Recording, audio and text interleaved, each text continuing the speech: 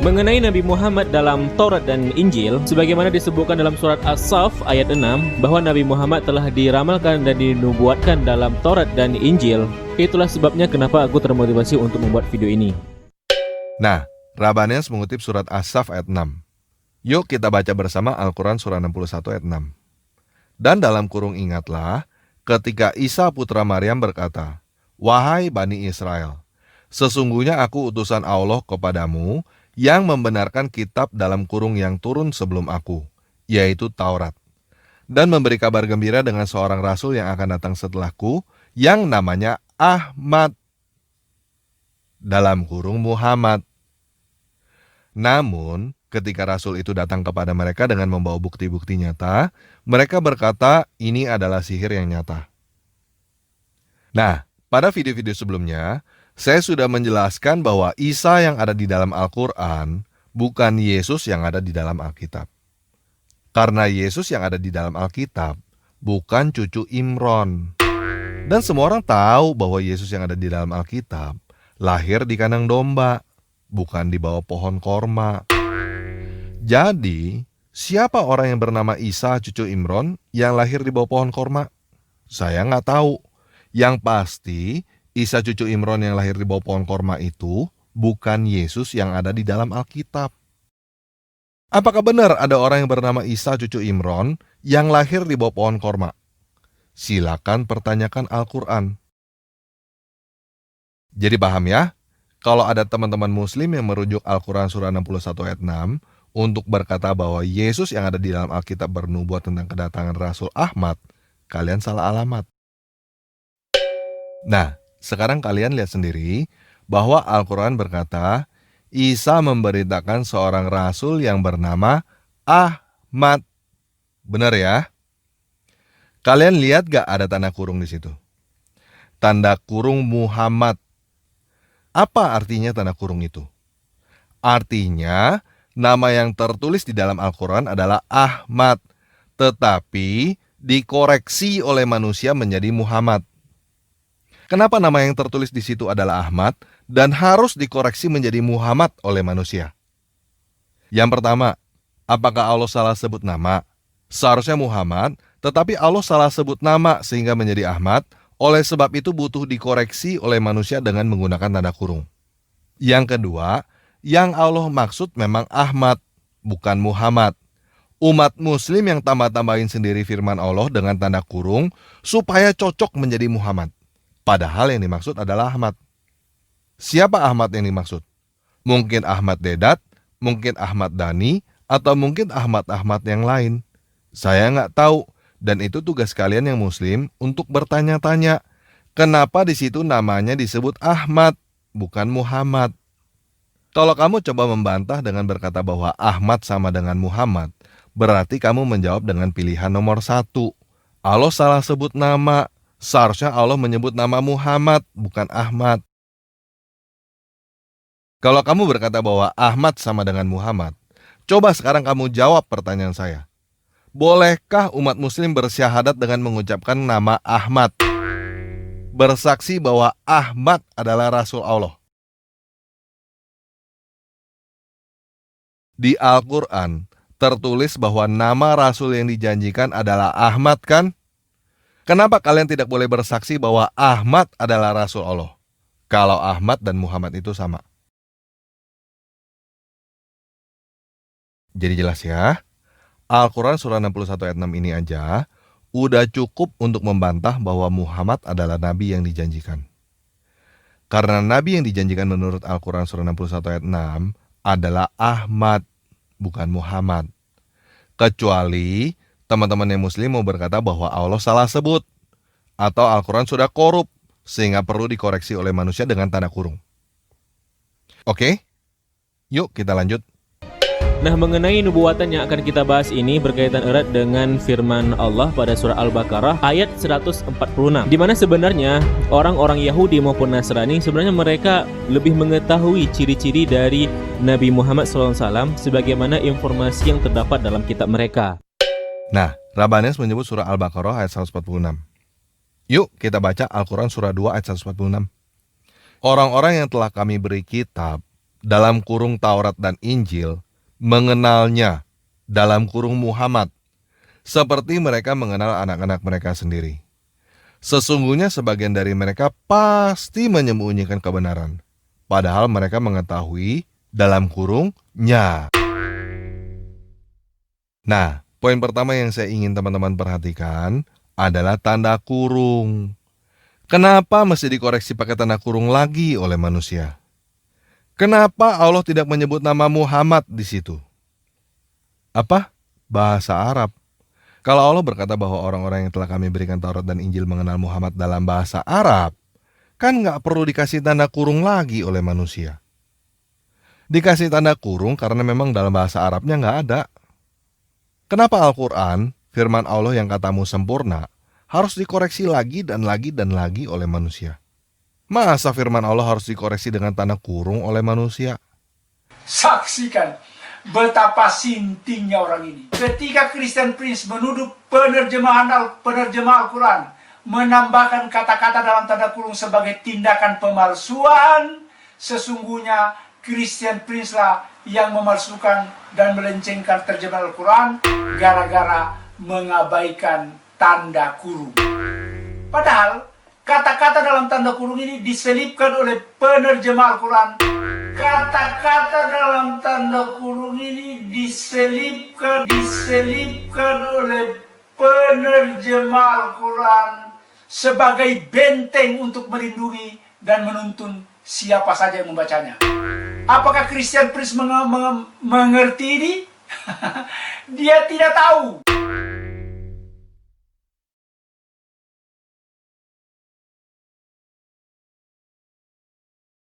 Ketika seorang dai berceramah menjelaskan ayat Al-Quran, sesungguhnya dia sedang membangun penjelasan dalam tanda kurung. Namun, karena disampaikan dalam ceramah, jelas tanda kurungnya tidak kelihatan. Karena orang bingung, mudah disuapi dengan ajaran sesat. Udah mulai bisa lihat kan bahwa Al-Quran tidak sempurna? Yuk kita lanjut bahas Al-Quran surah 2 ayat 146 ini dengan koreksi tanda kurung yang diselipkan oleh manusia. Kita anggap maksudnya seperti yang teman-teman muslim pahami. Orang-orang Yahudi dan Kristen mengenal Muhammad seperti anak-anak mereka. Betul ya? Nah, pertama, silakan teman-teman pertanyakan kenapa dikatakan orang-orang Yahudi dan Kristen mengenal Muhammad seperti anak-anak mereka sendiri. Kenapa tidak dikatakan umat muslim mengenal Muhammad seperti anak-anak mereka sendiri? Aneh gak? Dikatakan orang-orang Yahudi dan Kristen yang mengenal Muhammad, bukan orang-orang muslim. Kalau menurut kamu tidak ada yang aneh dengan ayat ini, sekarang saya kasih contoh supaya kamu lebih paham ya. Saya, tanpa ragu, adalah nabi. Buktinya, sebagian orang-orang Korea Utara tahu banget bahwa saya adalah nabi. Seperti mereka tahu anak-anak mereka sendiri. Ada yang aneh gak? Kalau menurut kamu tidak ada yang aneh dengan pernyataan saya tadi, ya udah deh, berarti saya beneran adalah nabinya kamu. Hah? Apa? Muhammad adalah nabi terakhir. Oh, kamu salah. Muhammad menubuatkan bahwa akan datang nabi tanpa ragi dari Indonesia. Al-Quran yang kamu pegang sekarang itu sudah korup. Nih, sekarang lihat ya buktinya ya. Surat Abal-Abal 1 ayat 1. Sesungguhnya Muhammad menubuatkan datangnya nabi tanpa ragi. Jelas kan? Nih, lihat lagi ya, surat Abal-Abal 1 ayat 2. Sesungguhnya sebagian orang-orang Korea Utara mengetahui bahwa tanpa ragi adalah nabi, seperti mereka mengetahui anak-anak mereka sendiri. Kalau mereka berkata tidak tahu, sesungguhnya mereka sedang berdusta. Bagaimana? Percaya bahwa saya adalah nabi beneran cuma gara-gara saya asal ngejeplak seperti itu? Udah bisa lihat belum ada yang aneh pada Al-Quran surah 2 ayat 146? Coba sekarang teman-teman yang muslim jawab. Seharusnya yang mana yang benar? Orang Yahudi dan Kristen mengenal Muhammad seperti anak-anak mereka sendiri, atau orang Islam mengenal Muhammad seperti anak-anak mereka sendiri? Kalau kalian setuju dengan Al-Quran, kalau kalian setuju bahwa orang-orang Yahudi dan Kristen mengenal Muhammad seperti anak-anak mereka sendiri, Berarti kalian setuju bahwa saya lebih mengenal Muhammad daripada kalian. Dengan demikian, kalian jangan so tahu. Kalian jangan merasa lebih kenal Muhammad daripada saya. Saya lebih tahu tentang Muhammad daripada kalian. Paham nggak? Silakan kalian survei berapa banyak orang Kristen dan Yahudi yang mengenal Muhammad seperti mengenal anak-anak mereka sendiri. Mau survei 10 orang kek, 100 orang kek, 1 juta orang kek, silakan. Coba kalian pertanyakan, apakah benar orang-orang Kristen dan Yahudi mengenal Muhammad seperti anak-anak mereka sendiri? Digaris bawahin ya, seperti mengenal anak-anak mereka sendiri. Udah sadar belum? Gak ada satupun orang Kristen dan Yahudi yang mengenal Muhammad seperti mengenal anak-anak mereka sendiri. Hah? Siapa? Waraka bin Naufal dan Buhairah. Kalau kalian percaya cerita Waraka bin Naufal dan Buhairah, saya juga bisa. Orang-orang Korea Utara yang mengetahui bahwa Tan Paragi adalah nabi seperti mengetahui anak-anak mereka sendiri adalah mantan pemimpin Korea Utara, Kim Il Sung dan Kim Jong Il. Jelas kan? Hah? Di mana mereka sekarang? Udah meninggal. Kalian tahu gak bahwa cerita Waraka bin Naufal dan Buhairah yang ada di dalam hadis Bukhari, hadis Muslim, hadis Tirmizi baru ditulis lebih dari 200 tahun setelah Muhammad meninggal? Hah? Apa? Kalian gak tahu bahwa hadis-hadis itu baru ditulis lebih dari 200 tahun setelah Muhammad meninggal? Aduh, kasihan ya kalian. Semua penulis hadis bukan saksi mata, guys. Mereka hanya menulis berdasarkan apa kata orang, dari kata orang lain, dari kata orang lain, dari kata orang lain lagi, yang gak tahu lewatin berapa banyak orang. Dan sekarang kamu dengar dari saya sendiri nih ya. Bukan dari kata orang lain, apalagi dari kata orang lain dari orang lain lagi. Yang tahu bahwa saya nabi adalah mantan pemimpin Korea Utara, Kim Il Sung dan Kim Jong Il. Dua-duanya udah meninggal. Goblok gak kamu kalau kamu percaya dengan omong kosong seperti itu? Kalau kamu bisa mengerti bahwa ketika saya berkata yang tahu saya nabi adalah Kim Il Sung dan Kim Jong Il itu hanya karang-karangan saya, seharusnya kamu cukup cerdas untuk mengerti bahwa Waraka bin Naufal dan Buhairah itu hanyalah karang-karangan orang yang ditulis lebih dari 200 tahun setelah Muhammad meninggal. Udah sadar belum? Kalau kamu masih belum sadar juga, kalau kamu masih mau ngotot berkata bahwa orang-orang Kristen dan Yahudi mengenal Muhammad seperti anak-anak mereka sendiri, sebagian dari mereka pasti menyembunyikan kebenaran padahal mereka mengetahuinya, ya sudah, sekarang saya ngaku deh. Saya kenal Muhammad seperti saya mengenal anak-anak saya sendiri. Muhammad adalah anak nakal, bukan nabi. Surat Abal-Abal 1 ayat 1. Sesungguhnya Muhammad menubuatkan datangnya Nabi Tan Paragi. Bagaimana? Masih mau ngotot berkata bahwa orang-orang Kristen dan Yahudi mengenal Muhammad seperti mengenal anak-anak mereka sendiri? Atau udah sadar bahwa tidak ada satu orang Kristen atau Yahudi pun yang mengenal Muhammad seperti mengenal anak-anak mereka sendiri? Kalau kalian sudah sadar bahwa tidak ada satu orang Kristen atau Yahudi pun yang mengenal Muhammad seperti anak-anak mereka sendiri, berarti kalian sudah sadar bahwa Al-Quran surah Al-Baqarah 146 itu salah. Kalau kalian sudah paham bahwa surah Al-Baqarah 146 itu salah, berarti kalian sudah paham bahwa Al-Quran itu bukan firman Tuhan. Jelas ya? Yuk, sekarang kita lihat lagi apa yang dikatakan oleh channel Rabbanians yang lebih tahu tentang Muhammad daripada orang-orang Kristen ini. Dalam kurung, karena channel Rabbanians ini lebih tahu tentang Muhammad daripada orang-orang Kristen, berarti dia sudah membuktikan bahwa surah Al-Baqarah 146 itu salah. Oke, jelas ya? Berangkat dari Al-Baqarah ayat 146, kita akan membahas salah satu kitab dalam Bible, yaitu Yesaya pasal 42. Sebelumnya saya terangkan dulu bahwa dalam Bible itu terdapat dua bagian. Yang pertama Perjanjian Lama dan yang kedua adalah Perjanjian Baru. Perjanjian Lama adalah Taurat, kemudian Perjanjian Baru adalah Injil. Nah, teman-teman dengar sendiri ya. Channel Rabbanians menyebut Yesaya 42 terdapat pada Perjanjian Lama. Perjanjian Lama adalah Taurat, Perjanjian Baru adalah Injil. Artinya, cuman ada dua kemungkinan. Channel Rabbanans ini nggak tahu tetapi sok tahu, atau dia berbohong. Ada 39 kitab di dalam Perjanjian Lama, dan yang disebut dengan Taurat adalah 5 kitab pertama. Yesaya bukan termasuk dalam 5 kitab pertama, bukan Taurat. Dan ada 27 kitab di dalam Perjanjian Baru. Yang disebut dengan Injil hanya 4 kitab pertama. Jadi, cuman ada dua kemungkinan. Channel Rabbanans ini nggak tahu, atau dia berbohong. Jelas ya?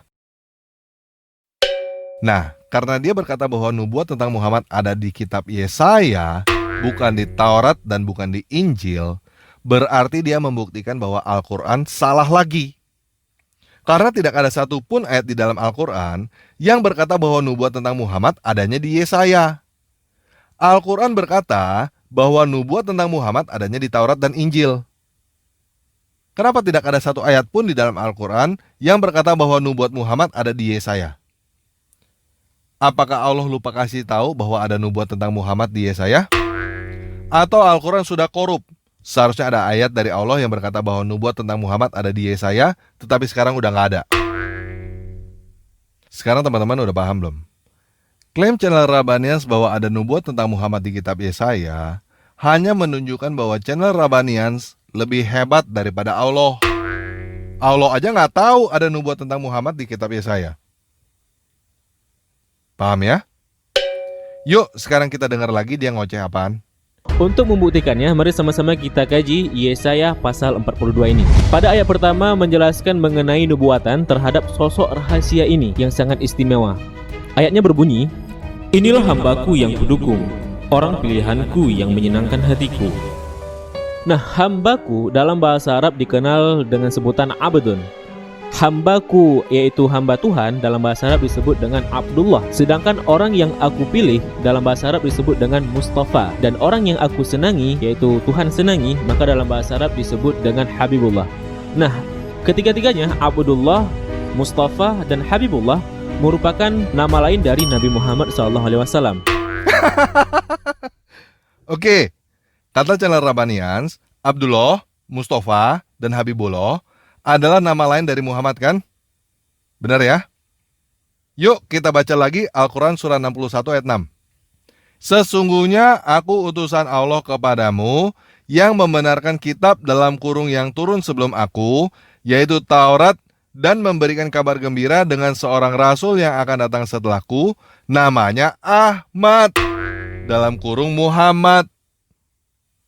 Namanya siapa di situ? Ahmad, bukan Abdullah, bukan Mustafa, bukan Habibullah kan? Jadi, klaim channel Rabbanans bahwa kitab Yesaya menubuatkan Muhammad membuktikan apa lagi? Membuktikan bahwa Al-Quran salah lagi. Mestinya di Al-Quran tertulis bahwa Nabi yang dijanjikan bernama Abdullah, Mustafa, atau Habibullah. Ternyata Al-Quran tertulis namanya Ahmad. Coba dong kalau ada teman-teman muslim yang kenal dengan channel Rabbanans ini, tolong tanyakan kepada dia ya. Boleh gak sih umat muslim bersyahadat dengan bersaksi bahwa Abdullah adalah Rasul Allah? Atau Mustafa adalah Rasul Allah? Atau Habibullah adalah Rasul Allah? Oke, tolong tanyain ya. Yuk kita lanjut sedikit lagi ya. Oke, jika penjelasan Yesaya 42 ayat pertama ini terkesan agak sedikit memaksa. Hah? Apa? Sedikit memaksa. Oh, sedikit memaksa. Nah, begini guys. Saya sudah taruh link video Rabbanans di deskripsi video ini buat teman-teman yang mau nonton video Rabbanans sampai habis. Dan saya sudah melihat argumen channel Rabbanans sampai selesai. Isinya cuma sedikit memaksa doang. Cuma sedikit memaksa dengan berbagai ilmu cocokologi supaya Muhammad dinubuatkan di dalam Alkitab. Yang pertama, dia tahu bahwa Yesaya adalah salah satu kitab para nabi, bukan salah satu kitab Taurat. Tetapi dia berbohong dengan berkata bahwa Perjanjian Lama adalah Taurat. Yang kedua, dia memaksakan 3 nama, Abdullah, Mustafa, dan Habibullah, untuk berkata bahwa itu adalah Muhammad. Dengan demikian, dia 3 kali berkata bahwa Al-Quran salah, karena Al-Quran berkata namanya Ahmad. Yang ketiga, dia cuma mengeluarkan argumen bahwa Yesaya 42 bukan bernubuat tentang Yesus dan memaksakan bahwa jika bukan Yesus berarti Muhammad. Begini guys, dari tadi kita belum baca Yesaya 42 sedikit pun kan? Entah Yesaya 42 itu bernubuat tentang Yesus atau bukan, tidak membuktikan bahwa Yesaya 42 adalah nubuat tentang Muhammad. Nggak ada hubungannya guys. Kamu mengeluarkan argumen apapun untuk membuktikan bahwa Yesus bukan Tuhan, tidak menjadikan Muhammad adalah nabi. Ngerti gak? Kamu mengeluarkan argumen apapun untuk membuktikan Kristen salah, tidak menjadikan Islam benar. Ngerti gak? Sampai detik ini, saya tidak melihat ada kebenaran apapun di dalam Islam. Seluruh isi ajaran Islam hanyalah mempertanyakan Kristen. Semua orang Islam yang saya tahu bisanya cuma menghujani orang Kristen dengan pertanyaan-pertanyaan dan tuduhan-tuduhan. Lalu merasa benar dan merasa menang apabila orang Kristen tidak menjawab. Nggak ada satu orang Islam pun yang saya tahu bisa menunjukkan bahwa Islam benar tanpa menuduh dan mempertanyakan Kristen. Walaupun Kristen salah, tidak membuat Islam benar guys. Dan kenyataannya Kristen tidak salah. Kamu hanya bisa membuat Kristen salah dengan melakukan apa yang dilakukan oleh channel Rabanians, Takia, dan memaksa. Walaupun dampaknya membuktikan bahwa Al-Quran salah, mereka nggak peduli. Yang penting apapun dilakukan supaya Kristen kelihatannya salah. Dan selanjutnya yang dilakukan adalah melakukan pembenaran dengan alasan bahasa Arab dan lain sebagainya untuk menutupi kesalahan Al-Quran itu. Pembenaran itu bukan kebenaran guys. Pembenaran itu adalah bukti kesalahan. Tidak ada kebenaran di dalam dusta. Muhammad bukan nabi yang dijanjikan di dalam Alkitab adalah kenyataan. Jadi bagaimana? Kamu mau terus melakukan pembenaran atau kamu mau mulai mengakui kesalahan? Tidak perlu takut untuk mengakui kesalahan guys. Justru dengan kamu mengakui kesalahan, kamu baru bisa melihat kebenaran yang benar-benar kebenaran. Selama kamu tidak mengakui kesalahan, kamu hanya melihat pembenaran. Kamu hanya hidup di dalam dusta. Begini guys, seperti yang saya katakan tadi, Kristen salah nggak bikin Islam benar. Begitu juga, Islam salah nggak bikin Kristen benar kok. Tetapi, Islam salah artinya Islam salah. Dan kamu harus segera keluar dari agama itu. Untuk apa kamu terus hidup di dalam dusta? Untuk apa kamu terus-menerus membela kesalahan yang bukan kesalahan kamu? Kesalahan Al-Quran itu bukan kesalahan kamu guys. Mengenai Kristen benar atau enggak, itu urusan nanti. Yang penting, kamu sudah tahu bahwa Islam salah, segera keluar dari agama itu. Lebih baik kamu ateis atau agnostik, daripada suatu saat nanti anak cucumu memancung batang leher orang dalam kurung di medan perang demi membela ajaran yang salah kan? Apakah kamu mau percaya kepada Yesus atau enggak? Itu urusan nanti. Kristen enggak butuh Islam untuk membuktikan bahwa Kristen itu benar. Jadi bagaimana? Kamu mau keluar dari Islam sekarang atau nanti? Kamu mau jadi Kristen bagus? Kamu mau jadi agnostik atau ateis pun gak masalah. Kamu gak usah takut masuk neraka kalau kamu keluar dari Islam. Karena Islam adalah satu-satunya agama yang dipastikan masuk neraka oleh Tuhannya sendiri. Tidak ada agama lain di dunia ini yang dipastikan masuk neraka oleh Tuhannya sendiri kecuali Islam. Bagaimana? Kamu punya alasan apa lagi untuk tetap di Islam? Coba pikir. Semakin kamu pikir, semakin kamu gak punya alasan untuk tetap beragama Islam kan? Nah, kalau kamu udah gak punya alasan untuk tetap beragama Islam, silakan tulis saya keluar dari Islam di kolom komentar di bawah video ini ya. Setelah kamu tulis saya keluar dari Islam di kolom komentar di bawah video ini, kamu akan merasakan damai dan tenang yang belum pernah kamu rasakan. Dan kamu tidak akan pernah lagi mau beragama Islam.